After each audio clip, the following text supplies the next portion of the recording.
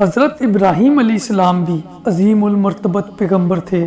وہ ہمارے پیارے نبی صلی اللہ علیہ وسلم سے پہلے جتنے بھی پیغمبر آئے ان سب میں حضرت ابراہیم علیہ السلام کا رتبہ سب سے بڑا تھا۔ اس کی وجہ یہ ہے کہ چند پیغمبروں کے ماں سوائے حضرت ابراہیم علیہ السلام ہی کی نسل سے سارے پیغمبر آئے۔ ہمارے نبی صلی اللہ علیہ وسلم بھی انہی کی نسل سے ہیں۔ حضرت عیسیٰ علیہ السلام اور حضرت موسیٰ علیہ السلام کا تعلق بھی انہی سے تھا۔ یہی وجہ ہے کہ حضرت ابراہیم علیہ السلام کو یہودی اور نصارہ بھی مانتے ہیں، اور مسلمان تو بہت ہی زیادہ مانتے ہیں۔ ہر نماز میں آپ علیہ السلام کا ذکر آتا ہے۔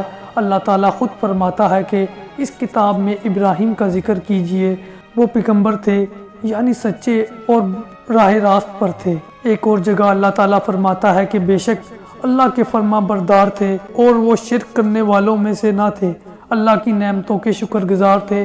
اللہ نے ان کو چن لیا تھا اور سیدھے راستے پر ڈال دیا تھا۔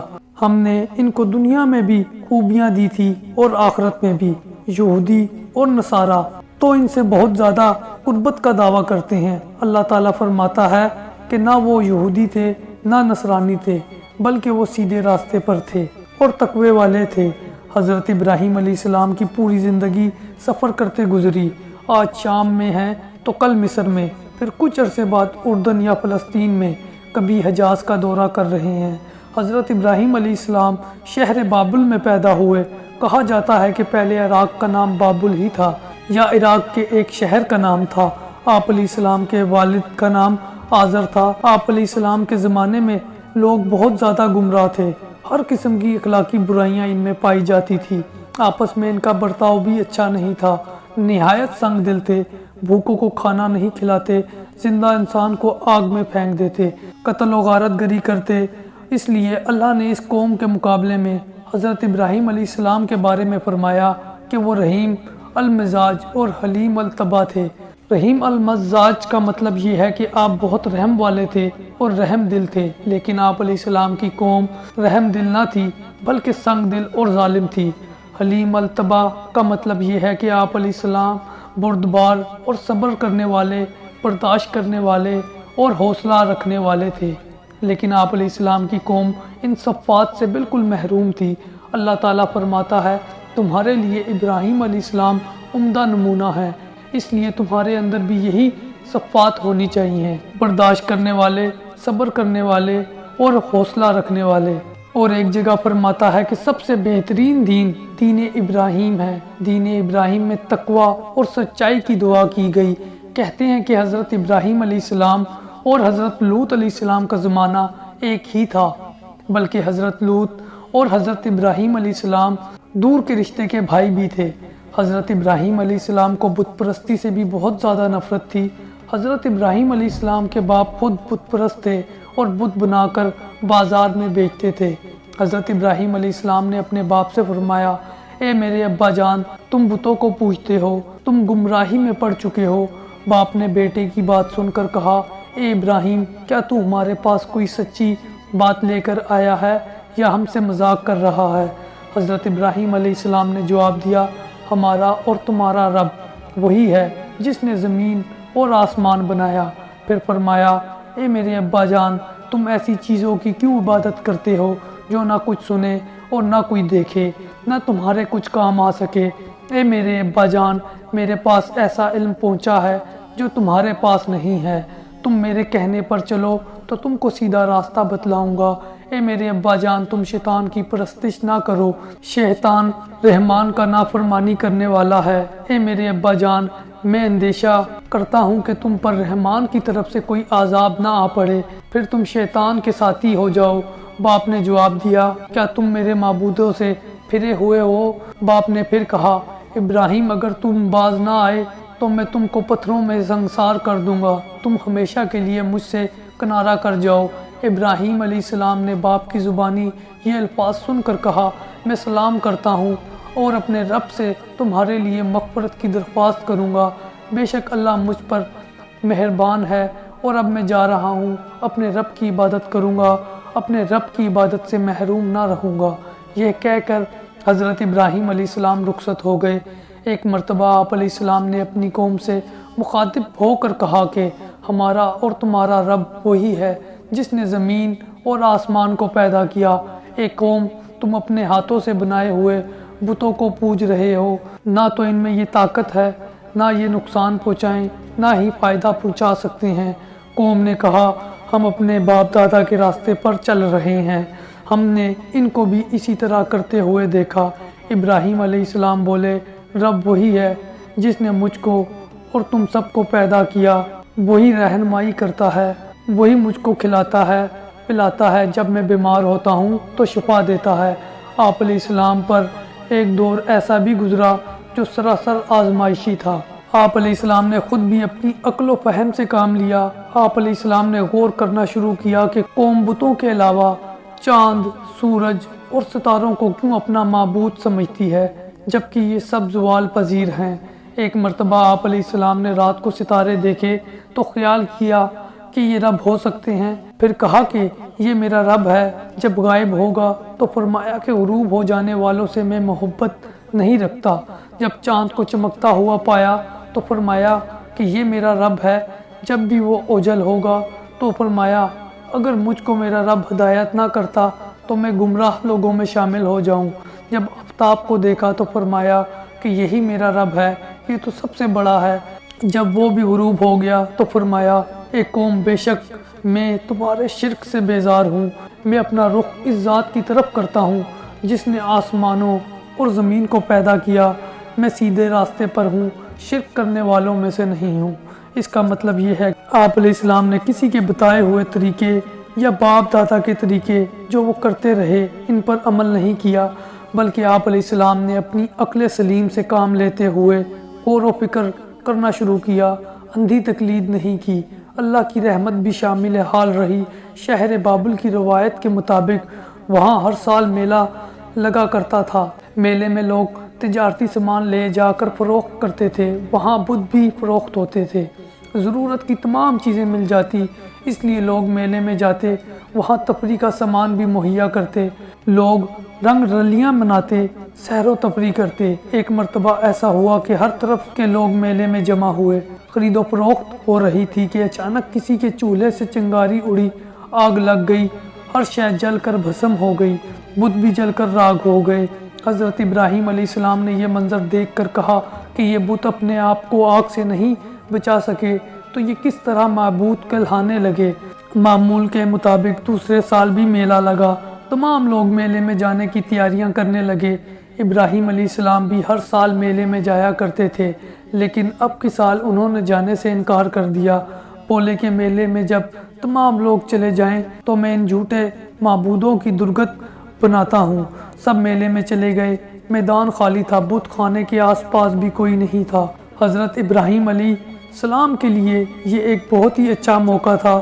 وہ بت خانے میں گھسے اور تمام بتوں کو توڑ کر چکنا چور کر دیا، ماں سوائے بڑے بت کے۔ بڑے بت کو ہاتھ نہیں لگایا، اسے صحیح سالم رہنے دیا، اس کے کندھے پر کلہاڑا رکھ دیا جس سے بتوں کو توڑا تھا۔ جب لوگ میلے سے واپس آئے، پروہت بت خانے میں داخل ہوئے، یہ دیکھ کر ان سب کو حیرت ہوئی کہ بت چکنا چور ہو کر زمین پر پڑے ہوئے ہیں۔ آپس میں ایک دوسرے سے چہمگوئیاں کرنے لگے کہ ہو نہ ہو اس میں ضرور نوجوان ابراہیم کا ہاتھ ہے، کیونکہ وہی بتوں کے خلاف ہے۔ لوگ برہم ہوئے، حضرت ابراہیم کو بلایا، ان سے دریافت کیا کہ ہمارے معبودوں کو کس نے اس حال پر پہنچایا ہے۔ حضرت ابراہیم علیہ السلام نے جواب دیا کہ تم اپنے بڑے بت سے کیوں نہیں پوچھتے ہو، جسے اپنا معبود سمجھتے ہو، وہ سب کچھ تمہیں بتا دے گا۔ تمام لوگوں نے کہا کہ ابراہیم کو بادشاہ نمرود کے سامنے پیش کیا جائے۔ چنانچہ بادشاہ کو اس کی اطلاع دی گئی۔ لوگوں نے کہا کہ یہ معاملہ بادشاہ نمرود کے سامنے پیش کریں گے اور ابراہیم کو سزا دلوائیں گے۔ لوگ نمرود کے دربار میں پہنچے، سب نے مل کر بادشاہ سے شکایت کی کہ ابراہیم ہمارے بتوں کی تضحیق کیا کرتا ہے اور کہتا ہے کہ یہ بت معبود نہیں بلکہ معبود کوئی اور ہے، اس نے ہمارے بتوں کو توڑ ڈالا اور ہمارے بتوں کے ساتھ گستاخی کی ہے، اسے سزا دی جائے۔ نمرود نے لوگوں کی زبانی ایسی باتیں سن کر حکم دیا کہ ابراہیم علیہ السلام کو میرے دربار میں حاضر کیا جائے۔ چنانچہ ابراہیم علیہ السلام کو شاہی دربار میں لایا گیا۔ دربار میں تمام مصاحب اور امراء بیٹھے ہوئے تھے۔ نمرود نے حضرت ابراہیم علیہ السلام سے پوچھا کہ کیا تو ہمارے معبودوں کی تصدیق کرتا ہے اور جھٹلاتا ہے؟ کیا تو نے ہمارے معبودوں کو توڑا ہے؟ بادشاہ نمرود بڑا سخت لہجے میں ابراہیم علیہ السلام سے باتیں کر رہا تھا۔ حضرت ابراہیم علیہ السلام جرأت مندی کے ساتھ ہر سوال کا جواب دیتے رہے۔ حضرت ابراہیم علیہ السلام نے کہا کہ یہ تمہارے معبود ہی بتا سکتے ہیں، ان سے ہی پوچھ لو تو بہتر ہے۔ شاہی دربار میں سردار، امراء اور مصاحب سب ہی بیٹھے تھے اور بادشاہ اور ابراہیم علیہ السلام کے درمیان ہونے والی تمام باتیں سن رہے تھے۔ سب نے کہا کہ کیا بت بھی باتیں کر سکتے ہیں؟ پھر ابراہیم علیہ السلام نے جواب دیا کہ جو نہ دیکھ سکتے ہیں، نہ سن سکتے ہیں، نہ ہی تمہاری آرزو پوری کر سکتے ہیں، پھر کس طرح تم انہیں اپنا معبود مانتے ہو؟ میرا رب مارتا ہے اور جلاتا بھی ہے۔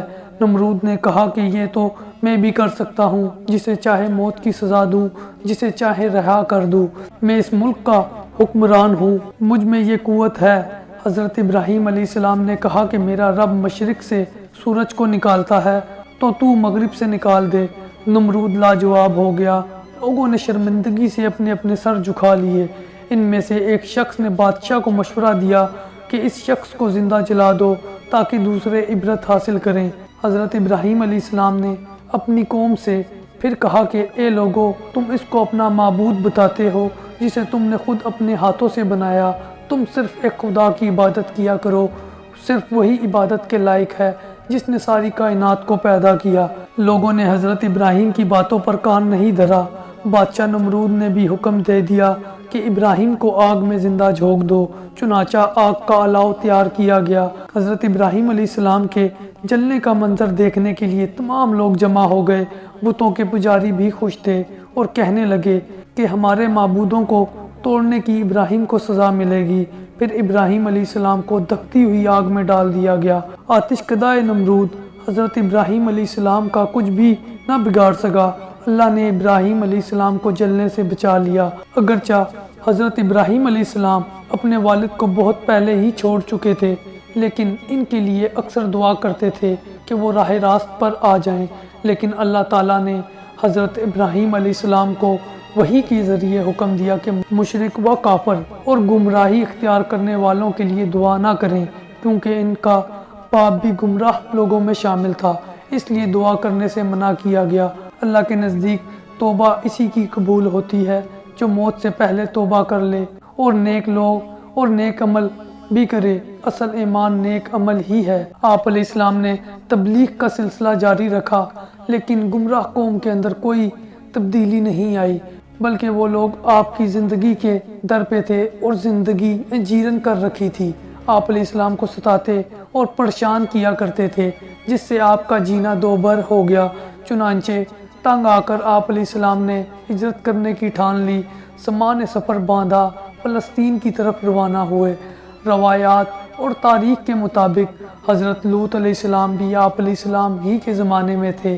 وہ بھی آپ علیہ السلام کے رشتے کے بھائی تھے۔ وہ بھی حضرت ابراہیم علیہ السلام کے ہمراہ فلسطین روانہ ہوئے۔ حضرت ابراہیم علیہ السلام فلسطین میں بھی تبلیغ کیا کرتے تھے۔ فلسطین میں کچھ عرصہ قیام کرنے کے بعد مصر روانہ ہوئے۔ اس زمانے میں مصر پر فرعونوں کی حکومت تھی۔ مصر پر جو بادشاہ حکومت کرتا تھا وہ فرعون کہلاتا تھا۔ روایات کے مطابق شاہی خاندان سے آپ کی رشتہ داری تھی، اس لحاظ سے مصر میں جو بادشاہ حکومت کرتا تھا وہ بھی حضرت ابراہیم علیہ السلام کا رشتہ دار تھا۔ اسی لیے شاہ مصر نے آپ کی بڑی آؤ بھگت کی اور آپ کو ماننے لگا اور مہمان کی حیثیت سے ٹھہرایا۔ آپ علیہ السلام نے شاہ مصر کو بھی اسلام کی دعوت دی اور نیکی کا راستہ بتایا۔ شاہ مصر عیش پرست تھا اور گمراہی میں مبتلا تھا، اس لیے حضرت ابراہیم علیہ السلام کے نزدیک قابل اعتبار نہ تھا۔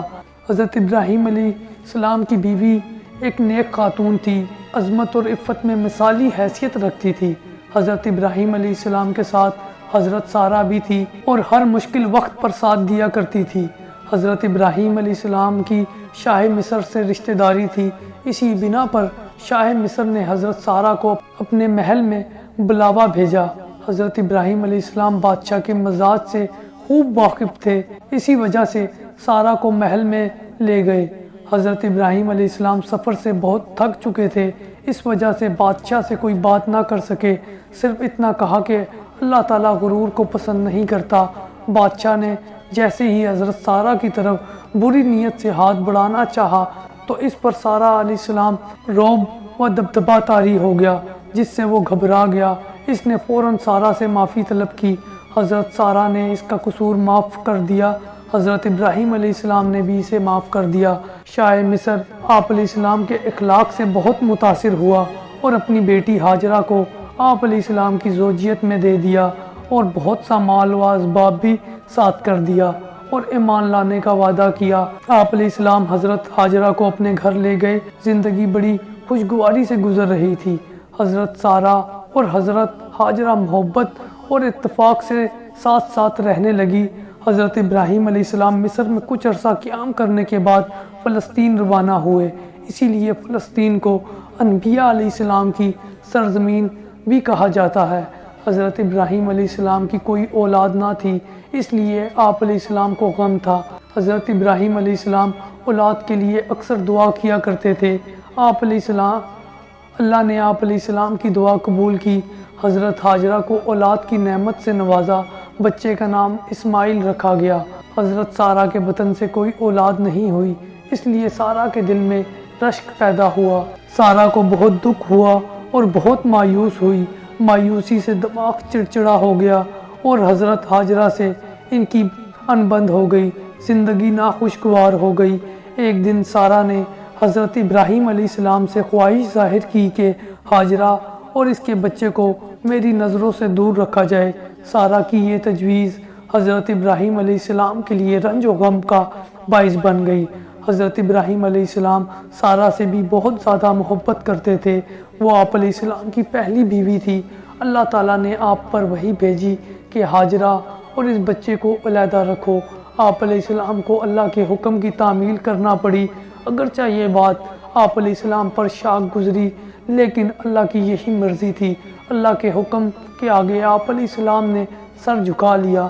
ایک روز آپ علیہ السلام اپنی چھوٹی بیوی ہاجرہ اور اس کے بچے کو لے کر کسی انجانی منزل کی طرف روانہ ہو گئے۔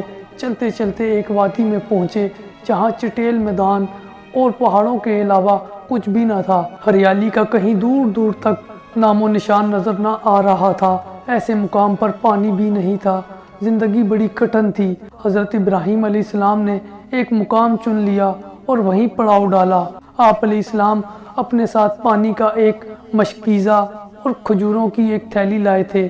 یہی ان کا کھانا تھا، کھجوریں اور پانی کا مشکیزہ۔ حضرت ہاجرہ کے حوالے کیا اور کہا کہ میں اس مقام سے روانہ ہو رہا ہوں، تمہارا اللہ نگہبان ہے۔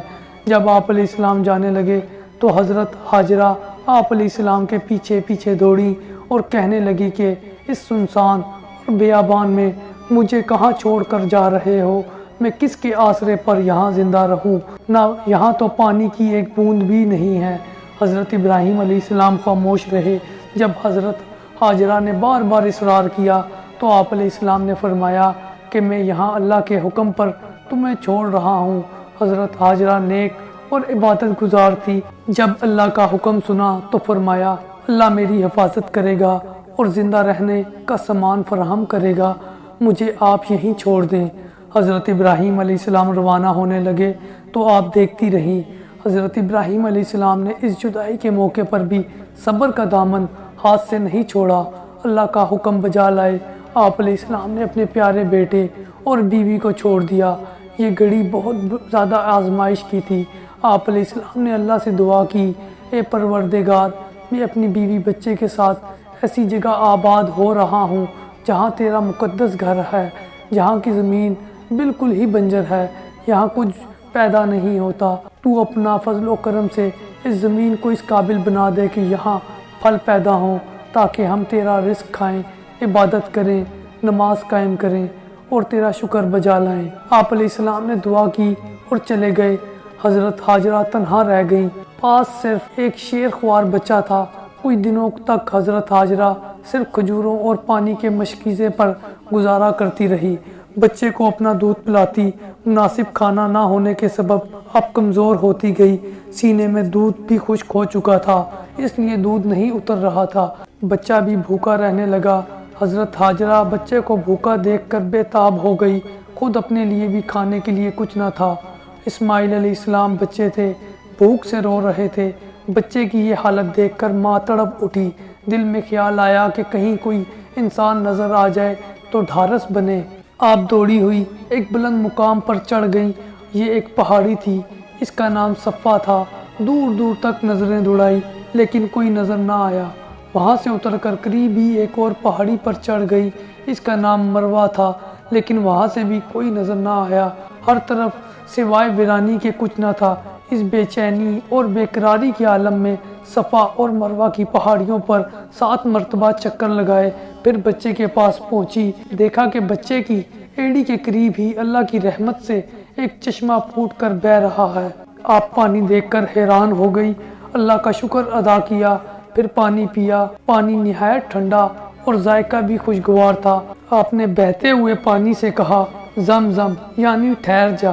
حضرت ہاجرہ کو پانی میسر آ گیا جہاں ٹھہری ہوئی تھی۔ ایک روز وہاں سے کچھ فاصلے پر ایک قافلہ گزر رہا تھا۔ قافلے والوں نے دور سے انسانی نفوس کو دیکھا تو انہیں تجسس ہوئی اور وہ قریب آئے تو حضرت ہاجرہ اور بچے کو وہاں پایا۔ انہیں پانی کی بھی ضرورت تھی۔ حضرت ہاجرہ سے پانی طلب کیا تو آپ نے زمزم کے چشمے کی طرف اشارہ کیا۔ قافلے والوں نے پانی پیا اور مویشیوں کو بھی پلایا۔ اس کی عوض حضرت ہاجرہ کو کھانے کے لیے کچھ کھجوریں پیش کی اور اس سنسان بیابان میں رہنے کا سبب دریافت کیا۔ حضرت ہاجرہ نے سب کچھ بتا دیا۔ کچھ روز قیام کے بعد قافلہ وہاں سے کوچ کر گیا۔ اسی طرح قافلے آتے رہے، کچھ روز قیام کرنے کے بعد اپنی منزل کی طرف روانہ ہو جاتے۔ ان کے آنے جانے کے سبب حضرت ہاجرہ کو کھانے کا سامان بھی مل جاتا تھا۔ ایک مرتبہ بنو جرہم کا قافلہ آیا، جب آب زمزم کو دیکھا تو وہیں پڑاؤ ڈالا اور رہائش اختیار کر لی۔ ان کے پاس کثرت سے مویشی بھی تھے۔ جوں جوں دن گزرتے گئے، حضرت اسماعیل علیہ السلام بھی بڑے ہو گئے۔ قبیلہ بنو جرہم کے آنے کے بعد آبادی کچھ بڑھ گئی اور ایک بستی بن گئی۔ حضرت ابراہیم علیہ السلام کچھ عرصے بعد وہاں پہنچے تو دیکھا کہ علاقے میں کچھ انسان نظر آ رہے ہیں۔ انہوں نے اپنے بیٹے حضرت اسماعیل علیہ السلام اور بیوی ہاجرہ سے ملاقات کی۔ اس طرح سے آپ علیہ السلام کے آنے جانے کا سلسلہ شروع ہو گیا۔ آپ علیہ السلام حضرت ہاجرہ کے پاس بھی رہنے لگے۔ حضرت سارہ بھی حضرت ہاجرہ کی خبریں لینے لگی۔ حضرت سارہ کی کوئی اولاد نہیں تھی، جس سے وہ اکثر غمگین رہا کرتی۔ پہلی بیوی کی اولاد نہ ہونے پر آپ علیہ السلام بھی پریشان رہتے تھے۔ آپ علیہ السلام بے حد مہمان نواز تھے۔ جب تک آپ علیہ السلام کے دسترخوان پر مہمان نہیں ہوتا، آپ علیہ السلام کھانا نہیں کھاتے۔ معمول کے مطابق آپ علیہ السلام کھانے کے لیے مہمان کا انتظار کر رہے تھے کہ مہمان آ پہنچے۔ آپ علیہ السلام نے مہمانوں کا استقبال کیا اور خوش ہوئے۔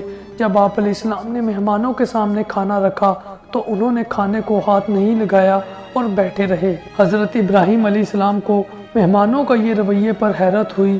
آپ علیہ السلام مہمانوں کے لیے جانوروں کو ذبح کرتے اور بھون کر ان کے سامنے رکھتے۔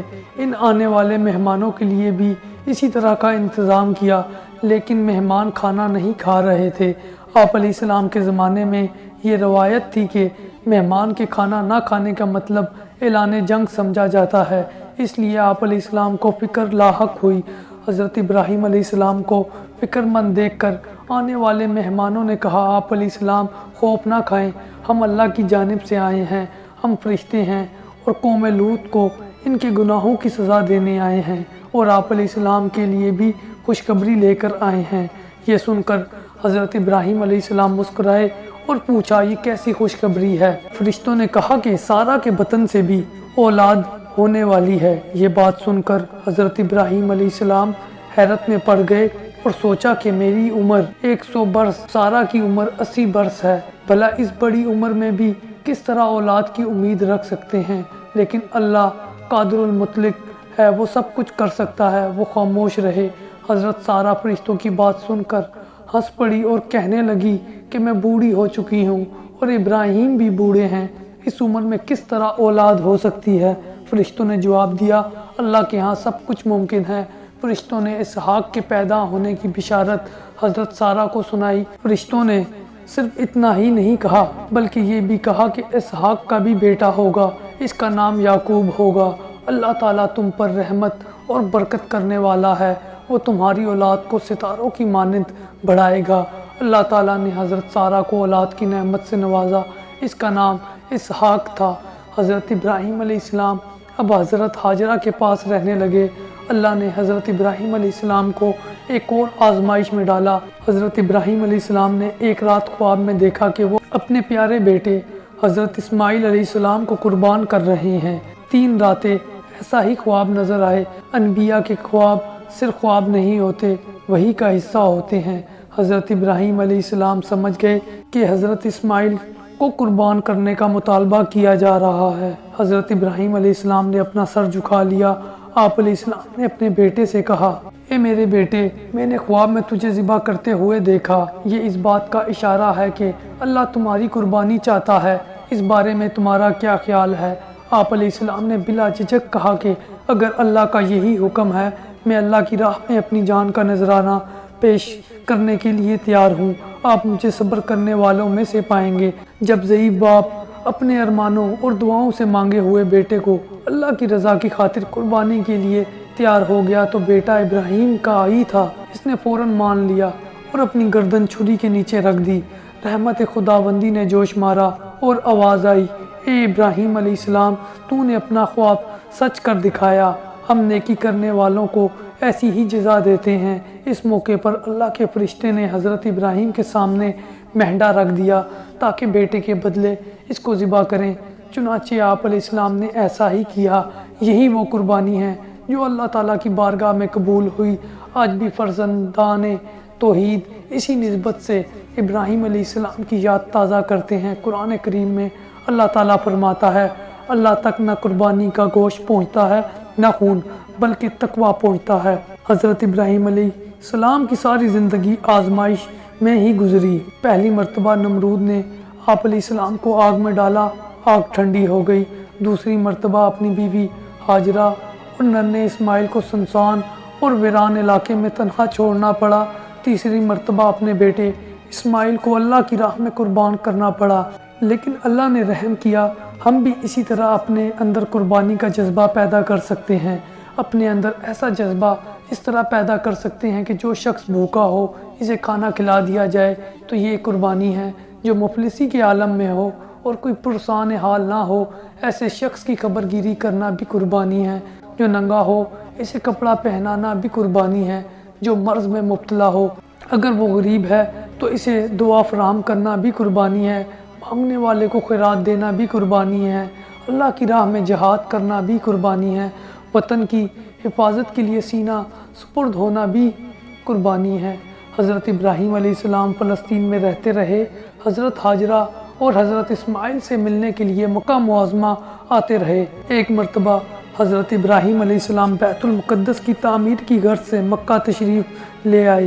اس وقت حضرت اسماعیل کی عمر 20 سال تھی۔ باپ نے بیٹے سے ملاقات کی۔ اس مرتبہ حضرت ابراہیم علیہ السلام طویل عرصے بعد مکہ آئے تھے۔ حضرت ابراہیم علیہ السلام باپ کو دیکھ کر پھولے نہ سمائے، خوشی خوشی گلے ملے۔ حضرت ابراہیم علیہ السلام نے بیٹے سے فرمایا، بے شک تیرے رب نے مجھے اس گھر بیت اللہ تعمیر کرنے کا حکم دیا ہے۔ حضرت اسماعیل علیہ السلام نے جواب دیا، ابا جان، اللہ کے حکم کی فوراً تعمیل کیجئے۔ باپ نے فرمایا، رب کائنات نے اس عظیم کام میں تجھے میری مدد کرنے کا حکم دیا ہے۔ عرض کیا، میں حاضر ہوں، آپ کر گزریے۔ چنانچہ کعبے کی تیاری کے لیے دونوں کمر بستہ ہو گئے۔ روایات کے مطابق کعبے کی تیاری کا کام شروع ہو گیا۔ حضرت جبرائیل نے رہنمائی کی، کعبے کی بنیادیں کس جگہ رکھی جائیں اور اس کے لیے کتنی جگہ گھیری جائے اور کس طرح تعمیر کی جائے۔ حضرت ابراہیم علیہ السلام کے بتانے پر باپ اور بیٹے نے کھدائی شروع کی۔ حضرت اسماعیل ایک مزدور کے بھیس میں پتھر لا لا کر رکھتے۔ حضرت ابراہیم علیہ السلام پتھر پر پتھر رکھ کر دیوار بلند کرتے۔ پتھر بہت وزنی تھے، اللہ نے انہیں قوت عطا کی۔ روایت کے مطابق بنیادوں میں کوہ ہیرا کے پتھر استعمال ہوئے۔ جب دیوار اتنی بلند ہو گئی کہ اونچائی پر پتھر رکھنا دشوار ہو گیا تو حضرت ابراہیم علیہ السلام نے اپنے فرزند سے کہا کہ کوئی ایسا پتھر تلاش کرو جس پر کھڑے ہو کر دوار کو بلند کیا جا سکے۔ سیدنا اسماعیل علیہ السلام ایسا پتھر تلاش کر کے لائے اور اسی پتھر پر کھڑے ہو کر دوار کو بلند کیا۔ اس مقام کو مقام ابراہیم کے نام سے یاد کیا جاتا ہے۔ اس سخت پتھر پر پاؤں کے نشان بن گئے۔ جب دیوار مرضی کے مطابق بلند ہو گئی تو حضرت ابراہیم علیہ السلام نے حضرت اسماعیل سے کہا کہ ایک اور عمدہ سا پتھر لے آؤ تاکہ اسے ایک کونے پر نصب کیا جائے اور یہ قاعدہ بنا لیا جائے کہ طواف اسی مقام سے شروع ہو۔ حضرت اسماعیل علیہ السلام کو ایک ایسا پتھر مل گیا جس سے روشنی نکل رہی تھی۔ حضرت اسماعیل علیہ السلام روشنی کو دیکھ کر حیرت زدہ ہو گئے۔ حضرت اسماعیل علیہ السلام نے پوچھا، ابا جان یہ پتھر کون سا ہے؟ حضرت اسماعیل علیہ السلام نے جواب دیا کہ یہ وہ پتھر ہے جسے جبرائیل علیہ السلام جنت سے لائے ہیں۔ اس پتھر کو ایک کونے پر نصب کر دیا گیا۔ طواف کا چکر اسی مقام سے شروع ہوتا ہے۔ آئیں اپنے اندر روح ابراہیمی کو پیدا کریں۔ حضرت ابراہیم علیہ السلام کو ابو الانبیاء بھی کہا جاتا ہے۔